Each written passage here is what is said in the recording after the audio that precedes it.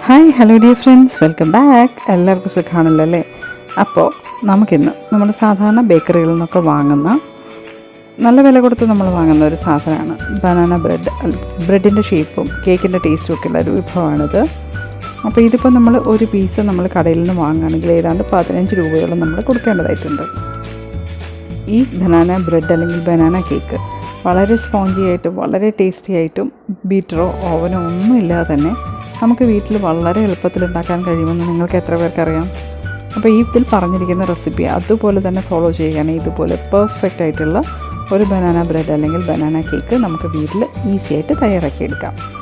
ഇത് നോക്കി, വളരെ സോഫ്റ്റ് ആൻഡ് ഫ്ലഫി ആയിട്ടുള്ള ഈ ബനാന ബ്രെഡ് എങ്ങനെയാണ് തയ്യാറാക്കുന്നതെന്ന് മനസ്സിലാക്കണമെങ്കിൽ വീഡിയോ സ്കിപ്പ് ചെയ്യാണ്ട് മുഴുവനും കാണുക.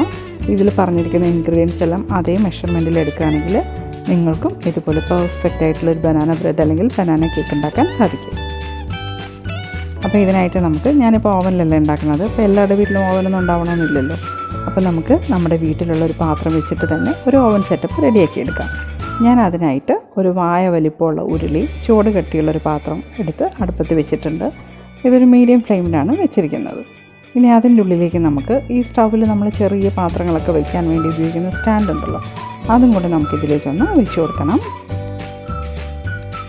ഈ സ്റ്റാൻഡ് നമ്മളിതിൻ്റെ അടിയിലേക്ക് വയ്ക്കിയ വഴി നമ്മുടെ ഈ പാത്രവും ബേക്കിംഗ് ട്രേയും തമ്മിൽ ടച്ച് ചെയ്യാണ്ടിരിക്കാൻ വേണ്ടിയിട്ടാണ് ഇങ്ങനെ നമ്മൾ വെച്ച് കൊടുക്കുന്നത്. ഈ രീതിയിൽ വെച്ച് കൊടുക്കുമ്പോൾ മാത്രമേ ഒരു ഏരിയേഷൻ പ്രോസസ്സ് അവിടെ നടക്കുകയുള്ളൂ. ഇല്ലെങ്കിൽ നമ്മുടെ കേക്ക് പെട്ടെന്ന് കരിഞ്ഞു പോകും. അതുകൊണ്ട് ഇതുപോലൊരു സ്റ്റാൻഡ് വെച്ചിട്ട് അതിൻ്റെ മുകളിൽ മാത്രം കേക്ക് ടിന്ന് വെക്കാൻ നോക്കാം കേട്ടോ. ഇനി നമുക്ക് വേണ്ടത് ഈ പാത്രത്തിൻ്റെ കറക്റ്റ് പാകത്തിനുള്ളൊരു മൂടിയാണ്. അതും കൂടെ ഉണ്ടെങ്കിൽ നമ്മുടെ ഓവൻ സെറ്റപ്പ് തയ്യാറായിട്ടുണ്ട്. അപ്പോൾ ഇതുപോലൊരു പാത്രം റെഡിയാക്കി അടുപ്പത്ത് വയ്ക്കുക. ഒരു മീഡിയം ഫ്ലെയിമിലൊന്ന് ചൂടാകാൻ വെച്ചിട്ട് നമ്മൾ ബാക്കി കാര്യങ്ങളൊക്കെ തയ്യാറാക്കുമ്പോഴേക്കും നമ്മുടെ ഈ പാത്രം പ്രീ ഹീറ്റ് ആയിട്ടുണ്ടാവും. അപ്പോൾ അതവിടെ ഇരിക്കട്ടെ. ഇനിയിപ്പോൾ നമുക്ക് നമ്മുടെ കേക്ക് ടിന്നൊക്കെ ഒന്ന് തയ്യാറാക്കിയെടുക്കാം കേട്ടോ. അതിനായിട്ട് ഞാനിപ്പോൾ ഇവിടെ നമ്മൾ ബ്രെഡൊക്കെ തയ്യാറാക്കാനായിട്ട് ഉപയോഗിക്കുന്ന മോൾഡാണ് എടുത്ത് വെച്ചിരിക്കുന്നത്. അപ്പോൾ ഇത് തന്നെ വേണമെന്നില്ല, നമ്മുടെ വീട്ടിലുള്ള ഏതെങ്കിലും ഒരു പാത്രമായാലും മതി. ഒരു ടിഫിൻ ബോക്സോ അല്ലെങ്കിൽ നമ്മൾ ചോറ് കഴിക്കുന്ന പ്ലേറ്റോ എന്തായാലും മതിയാവും. ഞാനിപ്പോൾ ഒരു ബ്രെഡിൻ്റെ ഷേപ്പിൽ വരാൻ വേണ്ടിയിട്ട് ഇതെടുക്കുന്നതേ ഉള്ളൂ. അപ്പോൾ നമുക്ക് ആദ്യം ഇതിലേക്ക് ഒരല്പം എണ്ണ തേച്ച് കൊടുത്ത് അതിനെ ഒന്ന് ഗ്രീസ് ചെയ്തെടുക്കണം. എല്ലാ ഭാഗങ്ങളിലും ആ എണ്ണ ഒന്ന് തേച്ച് പിടിപ്പിച്ച് കൊടുക്കുക. എന്നിട്ട് ഇതിനുള്ളിലേക്ക് നമുക്കൊരല്പം ബട്ടർ പേപ്പർ വെച്ച് കൊടുക്കാം. നമ്മൾ ബേക്കിങ്ങിനൊക്കെ ഉപയോഗിക്കുന്ന പേപ്പറാണ്. ഇതില്ലെങ്കിലും കുഴപ്പമൊന്നുമില്ല. നിങ്ങൾ ഈ ട്രേയിൽ എണ്ണ തേച്ച് കൊടുത്തതിന് ശേഷം ഒരല്പം മൈദ മാവിട്ടൊന്ന് ഡസ്റ്റ് ചെയ്തെടുത്താലും മതിയാവും. അപ്പോൾ എൻ്റെ കയ്യിലുള്ളത് കൊണ്ട് ഞാൻ യൂസ് ചെയ്യുന്നതെന്ന് മാത്രം. ഈ പേപ്പർ നമുക്ക് ഈ ട്രേയിനുള്ളിലേക്ക് സെറ്റാവുന്ന പോലെ ഒന്ന് അറേഞ്ച് ചെയ്ത് കൊടുക്കണം.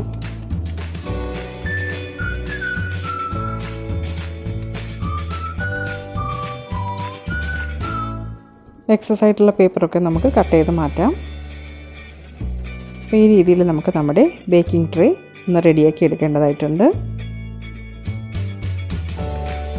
അപ്പം നമ്മുടെ ബ്രെഡ് മോൾഡ് റെഡി ആയിട്ടുണ്ട്. പിന്നെ ഇതിലേക്കൊരല്പം എണ്ണയും കൂടെ തേച്ച് കൊടുത്ത് ഒന്നും കൂടെ ഒന്ന് ഗ്രീസ് ചെയ്ത് കൊടുക്കണം കേട്ടോ. അപ്പോൾ ഈ രണ്ട് ഭാഗങ്ങളിലും ഒരല്പം സ്ഥലം ബാക്കിയുണ്ടായിരുന്നു. അവിടെയും നമുക്ക് ചെറിയ കഷ്ണം പേപ്പറൊക്കെ വെച്ചിട്ട് കവർ ചെയ്ത് കൊടുക്കാം. പിന്നെ ഒരല്പം എണ്ണ തേച്ച് കൊടുത്ത് ഇതൊന്നും കൂടെ ഒന്ന് ഗ്രീസ് ചെയ്തെടുക്കാം. അപ്പം നമുക്ക് കേക്ക് വളരെ പെട്ടെന്ന് തന്നെ ഡീമോൾഡ് ചെയ്തെടുക്കാൻ വേണ്ടിയിട്ടാണ് നമ്മൾ ഈ രീതിയിലൊന്ന് തയ്യാറാക്കിയെടുക്കുന്നത്.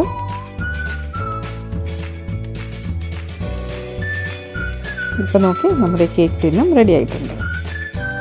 ഇനിയിപ്പോൾ നമുക്ക് വളരെ പെട്ടെന്ന് തന്നെ നമ്മുടെ ബാറ്ററും തയ്യാറാക്കിയെടുക്കാൻ സാധിക്കും. അപ്പോൾ അതിനായിട്ട് നമുക്ക് ഓവർ റൈപ്പായിട്ടുള്ള ബനാന ഉണ്ടല്ലോ, നമ്മൾ കഴിക്കാൻ പറ്റാത്ത അത്രയും പഴുത്ത് പോയ പഴങ്ങളുണ്ടല്ലോ, അതിനെ വേസ്റ്റാക്കാണ്ട് നമുക്ക് ഇതിനായിട്ട് യൂസ് ചെയ്യാം. അപ്പം ഞാനിവിടെ നല്ല പഴുത്ത ചെറിയ 4 പഴമാണ് എടുത്ത് വെച്ചിട്ടുള്ളത്. അപ്പം നിങ്ങൾ ഉപയോഗിക്കുന്നത് റോബസ്റ്റോ പോലുള്ള പഴങ്ങളാണെങ്കിൽ 2 എടുത്താൽ മതിയാവും കേട്ടോ. ഇതിലേക്ക് നമുക്കൊരു 3/4 കപ്പ് പഞ്ചസാര കൂടെ ചേർത്ത് കൊടുക്കണം. ഇതിപ്പോൾ പൊടിച്ച പഞ്ചസാരയൊന്നുമല്ല, ഗ്രാനുൾസ് ആയിട്ടുള്ള പഞ്ചസാരയാണ്. ഈ പഞ്ചസാരയും ഈ പഴവും കൂടെ ചേർത്തിട്ട് നന്നായിട്ടൊന്ന് മിക്സ് ചെയ്തെടുക്കണം. ഒരു ഫോർക്ക് ഉപയോഗിച്ചിട്ട് നമുക്കിതുപോലെ ഒന്ന് നന്നായിട്ട് ഉടച്ചെടുക്കാൻ പറ്റും കേട്ടോ. അപ്പോൾ ഈ പഴത്തിൻ്റെ നനവ് കൊണ്ട് തന്നെ പഞ്ചസാര അലിഞ്ഞ് കിട്ടുകയും ചെയ്യും. നന്നായിട്ട് ഇതുപോലെ ഒന്ന് ഉടച്ചെടുക്കണം. വളരെ പെട്ടെന്ന് തന്നെ നമുക്ക് ഈ ഫോർക്ക് ഉപയോഗിച്ചിട്ട് ഇത് ഉടച്ചെടുക്കാൻ സാധിക്കും കേട്ടോ. അപ്പോൾ ഈ രീതിയിൽ നന്നായിട്ടൊന്ന് ഉടച്ചെടുക്കുക. പഴം നന്നായിട്ടൊന്ന് ഉടഞ്ഞു വരികയും വേണം, അതിനുള്ളിൽ പഞ്ചസാര നന്നായിട്ട് അലിയുകയും വേണം കേട്ടോ. അത്രയും സമയം നമുക്കിതൊന്നിങ്ങനെ ഇതുപോലെ നന്നായിട്ടൊന്ന് വിസ്ക് ചെയ്ത് കൊടുക്കണം.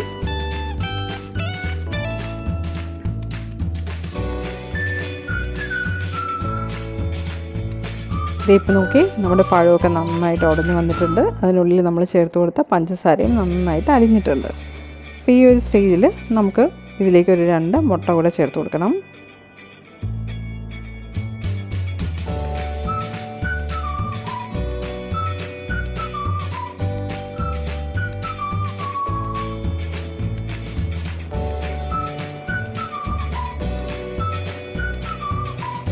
ഈ മുട്ടയും ചേർത്ത് കൊടുത്തിട്ട് നമുക്ക് നന്നായിട്ടൊന്ന് ബീറ്റ് ചെയ്ത് കൊടുക്കണം കേട്ടോ.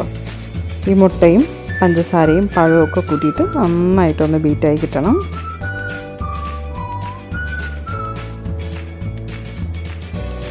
ഇങ്ങനെ പതഞ്ഞ് വരുന്നത് വരെയൊന്നും നമ്മൾ ബീറ്റ് ചെയ്യേണ്ട ആവശ്യമൊന്നുമില്ല കേട്ടോ. ചെറുതായിട്ട് ഇങ്ങനെ വിസ്ക് വെച്ചിട്ട് ഫോർക്ക് വെച്ചിട്ട് ഒന്ന് വിസ്ക് ചെയ്ത് കൊടുത്താൽ മതിയാവും. അപ്പോൾ നന്നായിട്ടൊന്ന് ഇതിൻ്റെ കൂടെ മിക്സായി കിട്ടും. അപ്പോൾ ഈ മുട്ടേൻ്റെ ഒരു മണം വരാണ്ടിരിക്കാൻ വേണ്ടിയിട്ട് നമുക്കിതിലേക്ക് ഒരല്പം വാനില എസൻസ് ചേർത്ത് കൊടുക്കണം. ഈ സ്റ്റേജിൽ തന്നെ നമ്മൾ ചേർത്ത് കൊടുക്കണം, ഇല്ലെങ്കിൽ ആ മുട്ടേൻ്റെ മണം വരും കേട്ടോ. അപ്പോൾ അതിനായിട്ട് 1 ടീസ്പൂൺ വാനില എസൻസ് നമുക്കിതിലേക്ക് ചേർത്ത് കൊടുക്കാം. ഈ വാനില എസൻസ് ചേർത്തതിന് ശേഷം നന്നായിട്ടൊന്ന് ബീറ്റ് ചെയ്ത് കൊടുക്കുക, എങ്കിൽ മാത്രമേ മുട്ടേൻ്റെ മണം വരാണ്ടിരിക്കുകയുള്ളൂ. അപ്പോൾ നന്നായിട്ട് ഈ ഒരു സ്റ്റേജിൽ തന്നെ മുട്ട ചേർത്ത ഉടനെ തന്നെ നമ്മൾ അതിലേക്ക് 1 ടീസ്പൂൺ വാനില എസൻസും കൂടി ചേർത്തിട്ട് നന്നായിട്ടൊന്ന് ബീറ്റ് ചെയ്ത് കൊടുക്കണം. എല്ലാ ഭാഗങ്ങളിലും ഈ എസൻസ് എത്തുന്നത് പോലെ ഒന്ന് ബീറ്റ് ചെയ്ത് കൊടുക്കുമ്പോഴേക്കും ആ മുട്ടേൻ്റെ മണം ഇതിൽ നിന്ന് മാറിക്കിട്ടും കേട്ടോ. അതിന് വേണ്ടിയിട്ടാണ്.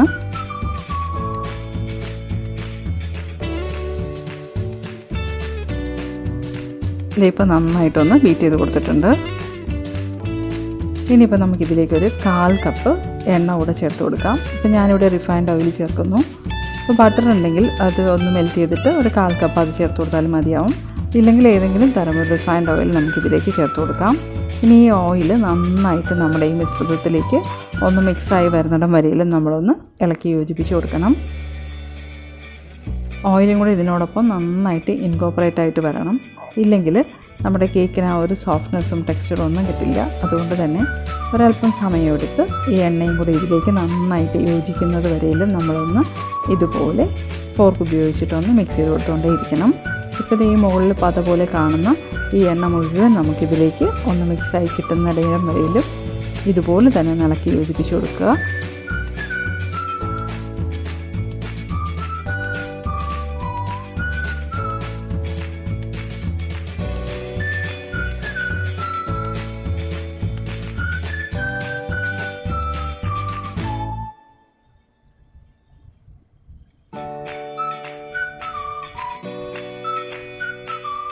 ഇതിപ്പോൾ നോക്കി നമ്മുടെ മുട്ടയും പഞ്ചസാരയും പഴവും എണ്ണയും ഒക്കെ നന്നായിട്ട് മിക്സ് ആയിട്ടുണ്ട്. എണ്ണ ഇതിനുള്ളിലേക്ക് നന്നായിട്ട് മിക്സ് ആയിട്ടുണ്ട്. ഇനിയിപ്പോൾ നമുക്കിതിലേക്ക് നമ്മുടെ ഡ്രൈ ഇൻഗ്രീഡിയൻസ് കൂടെ ചേർത്ത് കൊടുക്കണം. അപ്പോൾ അത് നമുക്കൊരു അരിപ്പയിലൂടെ അരിച്ച് ഇതിലേക്ക് ചേർത്ത് കൊടുക്കാം. അപ്പോൾ അതിനായിട്ട് ഒരു അരിപ്പ ഇതുപോലെ ഈ പാത്രത്തിന് മുകളിലേക്കൊന്ന് വെച്ച് കൊടുക്കുക. ഇനി ഇതിലേക്ക് നമുക്ക് 1/2 കപ്പ് മൈദയാണ് ആവശ്യം. ആ 1/2 കപ്പ് മൈദയും നമുക്ക് ഈ അരിപ്പയിലൂടെ ഇട്ട് കൊടുക്കാം.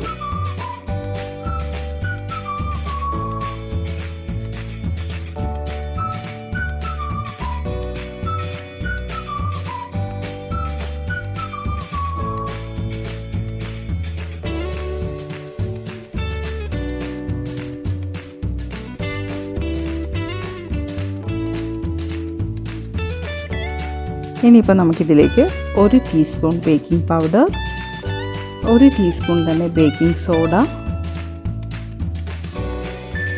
അതോടൊപ്പം തന്നെ നമുക്ക് 1 ടീസ്പൂൺ സിനമൺ പൗഡർ, അതായത് നമ്മുടെ പട്ട പൊടിച്ചതാണിത്.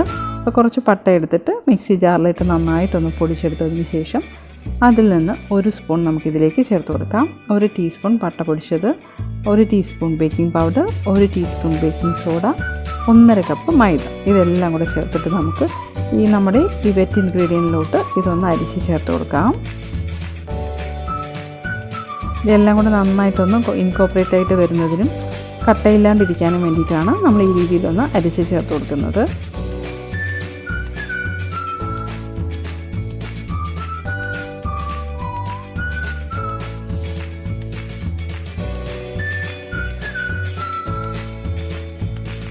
ഇനിയിപ്പോൾ നമുക്ക് ഒരു ഫോർക്ക് ഉപയോഗിച്ചിട്ട് തന്നെ നമ്മുടെ ഈ വെറ്റ് ഇൻഗ്രീഡിയൻറ്റും ഡ്രൈ ഇൻഗ്രീഡിയൻറ്റും കൂടെ ഒരുമിച്ച് നമുക്കൊന്ന് മിക്സ് ചെയ്തെടുക്കാം. ഇപ്പോൾ സർക്കുലർ മോഷനിൽ നമുക്കിതൊന്ന് മിക്സ് ചെയ്തെടുക്കേണ്ടതായിട്ടുണ്ട്. ഒരേ ഭാഗത്തേക്ക് തന്നെ ഇളക്കി യോജിപ്പിച്ച് മിക്സ് ചെയ്ത് കൊടുക്കുക. നന്നായിട്ടൊന്ന് മിക്സായി വരണം കേട്ടോ. അതിന് വേണ്ടിയിട്ടാണ്. ഇതുപോലെ സർക്കുലർ മോഷനിൽ തന്നെ ഒന്ന് ഇളക്കി യോജിപ്പിച്ച് കൊടുക്കാൻ നോക്കുക. അപ്പം നമ്മുടെ വെറ്റ് ഇൻഗ്രീഡിയൻസും ഡ്രൈ ഇൻഗ്രീഡിയൻസും ഒക്കെ നന്നായിട്ട് മിക്സായി വന്നിട്ടുണ്ട്. ഇതൊരല്പം തിക്കായിട്ടാണ് ഇരിക്കുന്നത് ബാറ്റർ. അപ്പോൾ കുറച്ചും കൂടെ ഒന്ന് വാട്ടറി ആയിട്ട് വേണം നമുക്ക്. അതുകൊണ്ട് 1/4 കപ്പ് പാലും കൂടി നമുക്കിതിലേക്ക് ചേർത്ത് കൊടുക്കാം. 1/4 കപ്പ് പാലും കൂടി ചേർത്തിട്ട് നന്നായിട്ടൊന്ന് ഇളക്കി യോജിപ്പിച്ച് കൊടുക്കുക.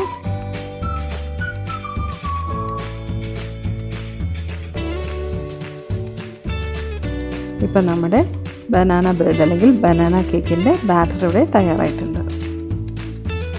ഈ രീതിയിൽ നന്നായിട്ടൊന്ന് ഇളക്കി യോജിപ്പിച്ച് കൊടുക്കണം. ഇത് നോക്കി നമ്മുടെ ബാറ്റർ തയ്യാറായിട്ടുണ്ട്. ഇതിങ്ങനെ തന്നെ നമുക്ക് ബേക്കിംഗ് ട്രേയിലേക്ക് ഒഴിച്ച് ബേക്ക് ചെയ്തെടുക്കാവുന്നതേ ഉള്ളൂ.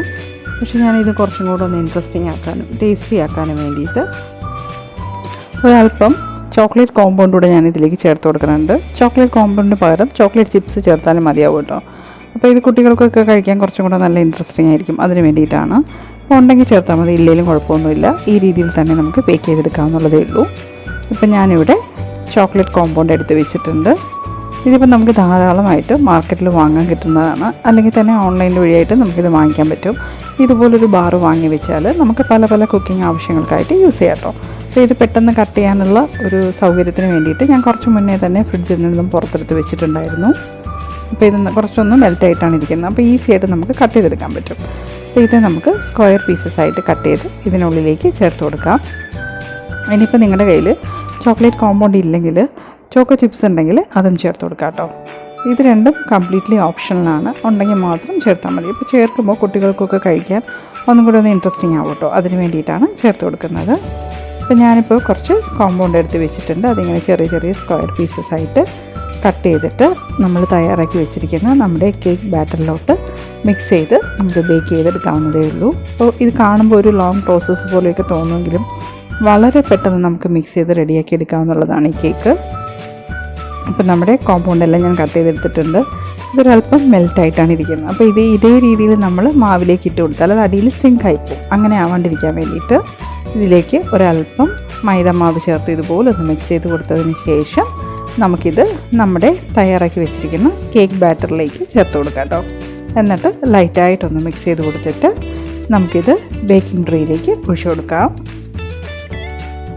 വളരെ ടേസ്റ്റി ആയിട്ടുള്ള മോയ്സ്റ്റ് ആയിട്ടുള്ള നല്ലൊരു ബനാന ബ്രെഡ് അല്ലെങ്കിൽ ബനാന കേക്ക് നമുക്ക് ഈ രീതിയിൽ തയ്യാറാക്കിയെടുക്കാൻ സാധിക്കും കേട്ടോ. വീട്ടിലുള്ള ഇൻഗ്രീഡിയൻസ് വെച്ചിട്ട് തന്നെ നമുക്ക് അനായാസമായിട്ട് തയ്യാറാക്കിയെടുക്കാം. അപ്പോൾ നമുക്കിത് കേക്ക് ടിന്നിലോട്ട് ഒഴിച്ചു കൊടുക്കാം. ഇത് മുഴുവനായിട്ടും കേക്ക് ടിന്നിലോട്ട് ഒഴിച്ചു കൊടുത്തതിന് ശേഷം കേക്ക് ടിന്നൊന്ന് ടാപ്പ് ചെയ്ത് കൊടുക്കണം കേട്ടോ. അതിനുള്ളിലുള്ള ഈ എയർ ബബിൾസൊക്കെ പോകാനായിട്ട് വേണ്ടി ഇതുപോലെ 1-2 തവണ ഒന്ന് ടാപ്പ് ചെയ്ത് കൊടുക്കുക. ഇനി ഇത് നമുക്ക് നമ്മുടെ ചൂടായി കിടക്കുന്ന അവൻ സെറ്റപ്പിലോട്ട് വെച്ചിട്ട് ഒന്ന് ബേക്ക് ചെയ്തെടുക്കാം. പാത്രം നല്ല ചൂടാണ്. അപ്പോൾ നമ്മുടെ കയ്യിലൊന്നും അത് തട്ടാണ്ട് സൂക്ഷിച്ച് ഇറക്കി വയ്ക്കുക. ഇനി ഇത് സെൻറ്ററിലോട്ടൊന്നാക്കി വെച്ച് കൊടുത്തിട്ട് മൂടി വെച്ച് നമുക്ക് വേവിച്ചെടുക്കാം. ഇതിപ്പോൾ ഏതാണ്ട് ഒരു 50 മിനിറ്റോളം നമുക്ക് സമയമെടുക്കും. അപ്പോൾ ഇത് ഇടയ്ക്കിടയ്ക്ക് ഇങ്ങനെ തുറന്നൊന്നും നോക്കാൻ പാടില്ല. അപ്പോൾ ഇടയ്ക്കൊരു അരമണിക്കൂർ കഴിയുമ്പോഴേക്കും ഇതിൽ നിന്ന് മണം വരാനൊക്കെ തുടങ്ങും. ശരിക്കും നല്ല മണം വന്നതിന് ശേഷം മാത്രമേ തുറന്ന് നോക്കാൻ പാടുള്ളൂ. ഇല്ലെങ്കിൽ കേക്ക് നന്നായിട്ട് പൊങ്ങി വരില്ല കേട്ടോ. ഇപ്പോൾ ഏതാണ്ട് ഒരു 50 മിനിറ്റ് ആയിട്ടുണ്ട്. നമ്മുടെ കേക്ക് തയ്യാറായിട്ട് വന്നിട്ടുണ്ട്. അതിന് പുറം ഭാരമൊക്കെ നല്ല ബ്രൗൺ ആയിട്ട് വന്നിട്ടുണ്ട്. അപ്പോൾ ഇത് കുക്കായോ എന്ന് അറിയാനായിട്ട് ഞാനിവിടെ ഒരു സ്പാച്ചുല വെച്ചിട്ട് ഒന്ന് കുത്തി നോക്കുന്നുണ്ട്. അപ്പോൾ ഈ രീതിയിൽ നമ്മളൊന്ന് കുത്തി നോക്കുമ്പോൾ പുറത്തെടുക്കുമ്പോൾ നല്ല ക്ലീൻ ആയിട്ടാണ് വരുന്നതെങ്കിൽ കേക്കിൻ്റെ ഉൾവശമൊക്കെ നന്നായിട്ട് വന്നിട്ടുണ്ട്. അപ്പോൾ നമുക്കിത് അടുപ്പിൽ നിന്ന് മാറ്റി വയ്ക്കാം കേട്ടോ. ഇത് നമ്മളിങ്ങനെ കുത്തി നോക്കുമ്പോൾ മാവ് ആ സ്റ്റിക്കിൽ പറ്റിയിരിക്കുകയാണെങ്കിൽ ഒരു 10 മിനിറ്റ് കൂടെ ഒന്നും കൂടെ ഒന്ന് മൂടി വെച്ചിട്ട് ബേക്ക് ചെയ്തെടുക്കണം. ഇപ്പം നമ്മുടെ ബനാന ബ്രെഡ് അല്ലെങ്കിൽ ബനാന കേക്ക് ഇതേ തയ്യാറായിട്ടുണ്ട്.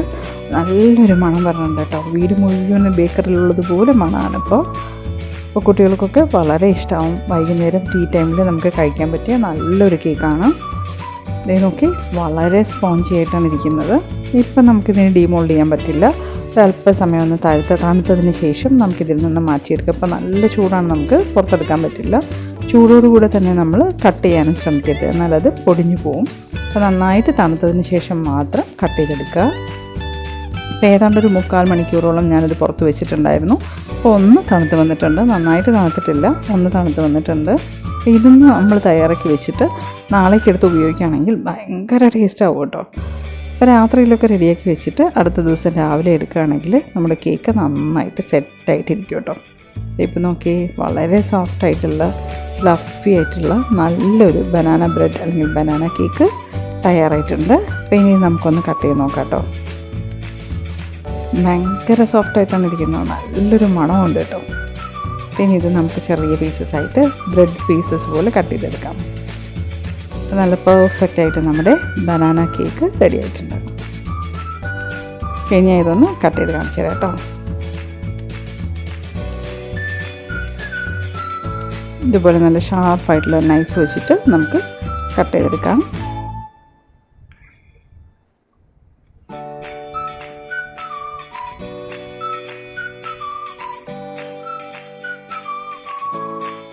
ഇതിനൊക്കെ ആ ചോക്ലേറ്റ് പീസസൊക്കെ മെൽറ്റായിട്ടിരിപ്പുണ്ട്. നല്ല ടേസ്റ്റിൽ നല്ല സോഫ്റ്റ് ആയിട്ടുള്ള നമ്മുടെ ബനാന കേക്ക് അല്ലെങ്കിൽ ബനാന ബ്രെഡ് ഇത് തയ്യാറായിട്ട് വന്നിട്ടുണ്ട്. ഇടയ്ക്കിടയ്ക്ക് ആ ചോക്ലേറ്റ് പീസസൊക്കെ ഇങ്ങനെ മെൽറ്റായിട്ടിരിപ്പുണ്ട്. ഇത് കാണുന്നില്ലേ?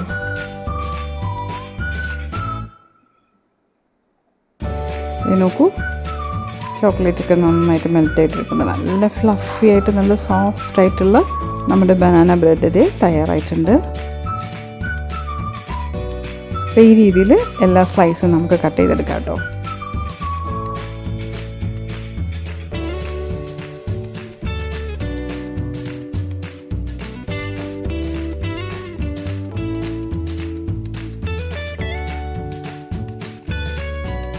ഇത് നോക്കി, വളരെ ടേസ്റ്റി ആയിട്ടുള്ള സോഫ്റ്റ് ആയിട്ടുള്ള നമ്മുടെ ബനാന ബ്രെഡ് ഇത് തയ്യാറായിട്ടുണ്ട്. അപ്പോൾ ഈ രീതിയിലും ഇതേപോലെ തന്നെ മെഷർമെൻറ്റൊക്കെ വെച്ചിട്ട് നിങ്ങളും തയ്യാറാക്കിയാൽ നല്ല പെർഫെക്റ്റ് ആയിട്ട് ഇതുപോലെ ഫ്ലഫി ആൻഡ് സോഫ്റ്റ് ആയിട്ടുള്ള ഒരു ബനാന ബ്രെഡ് നമുക്ക് ഈസി ആയിട്ട് വീട്ടിലുണ്ടാക്കിയെടുക്കാൻ പറ്റും.